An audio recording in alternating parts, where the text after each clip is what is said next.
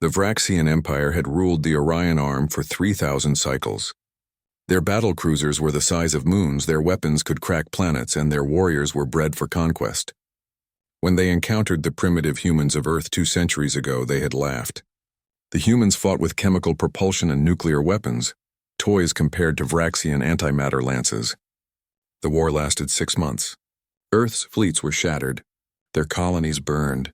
In desperation, humanity's greatest military minds launched a final gambit, the Exodus Protocol.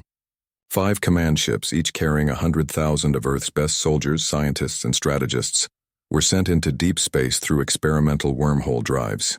The plan was simple: disappear, survive, and return when humanity was strong enough to fight back. But the wormholes collapsed.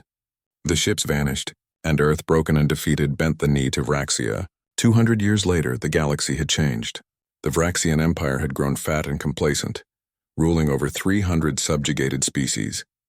Humanity, though conquered, had become valuable. Their adaptability made them excellent administrators, engineers, and merchants.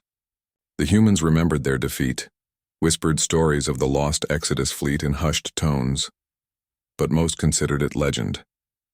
Then the sensors at the edge of Vraxian space detected something impossible. 5 massive signatures emerging from nowhere. Ships unlike anything in Imperial records. Patchwork hulls covered in strange technologies, radiating power signatures that made the readouts scream in alarm. They didn't respond to hails. They didn't slow down. They simply accelerated toward the Imperial core worlds. High Command dismissed it as a sensor glitch. Then the first border fortress ceased transmissions.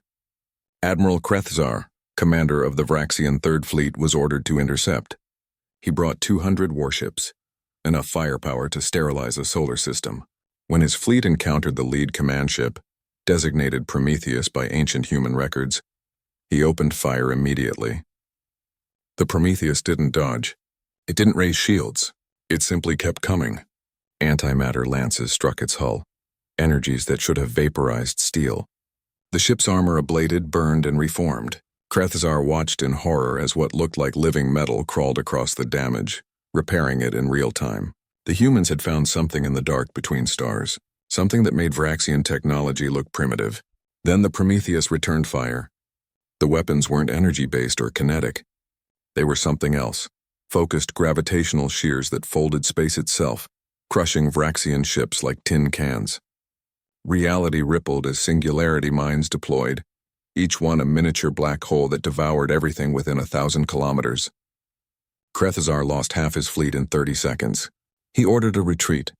The Prometheus let him go. It wanted survivors. It wanted the Empire to know what was coming. The 5 command ships swept through Vraxian space like avenging angels.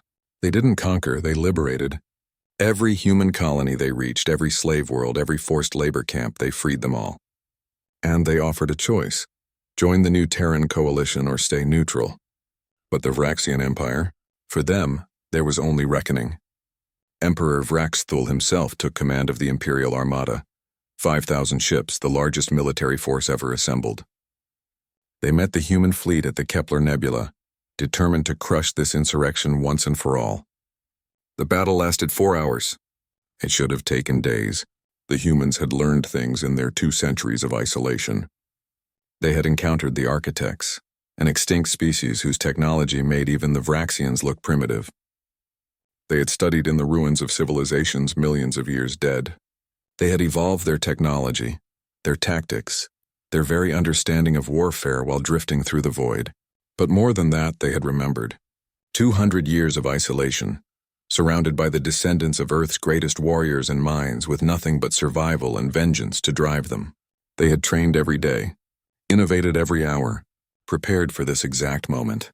When the Imperial Armada opened fire, the humans unveiled their final innovation, the Phantom Protocol. All 5 command ships split into 1,000 smaller vessels each, fighters, bombers, and strike craft that shouldn't have been able to fit inside their hulls.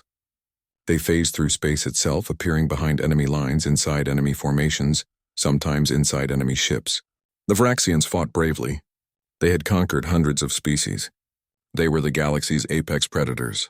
But they had never faced an enemy that had spent 2 centuries preparing for this single battle. Every Vraxian tactic was countered before it was deployed.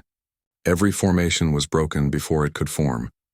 The humans moved with perfect coordination, as if all 5,000 vessels shared a single mind.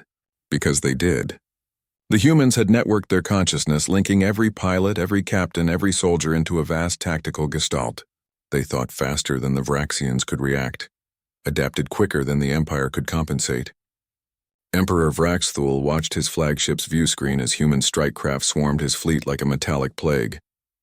He reached for the self-destruct, ready to die with honor, when the communications crackled to life. "This is Admiral Chen of the Prometheus, speaking for the Terran Coalition." The voice was calm, almost gentle. 200 years ago, you defeated us, humiliated us, enslaved us. You thought we were primitive, weak, forgettable. The Emperor said nothing. You forgot that humans don't forgive. We don't forget, and we never ever stop preparing. There was a pause. You have 24 hours to evacuate every human world you occupy. After that, any Vraxian ship in what we now designate as Terran space will be destroyed. Your empire is over. Humanity is free. The transmission ended. Around the Emperor, his fleet was already breaking apart, ships fleeing in every direction. The galaxy's strongest had fled before Earth's lost command ships, and in the darkness of space, 5 ancient vessels hung like patient predators, their hulls scarred by 2 centuries of survival. Their crews finally home. The age of Vraxian dominance was over. The age of humanity had begun.